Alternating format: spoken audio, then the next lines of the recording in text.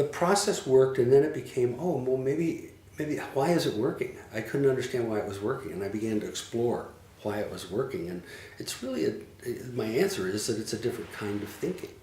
That the kind of facilitation I was teaching evokes the kind of thinking that happens like in a crisis, when we all just say, hey, everything's not working, it can't work.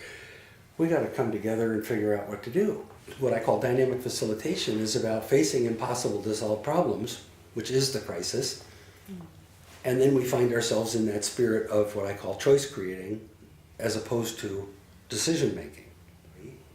That kind of thinking happens, but in our system we've sort of outlawed it, and it doesn't happen unless there's a crisis. If you and I can facilitate that whole system check-in with everybody, if you and I can somehow flip a switch and everybody just kind of steps out of their current roles and they do this kind of thing that happens in a crisis where we visit together and figure out what's best for everybody, then somehow you and I have outranked that whole hierarchy.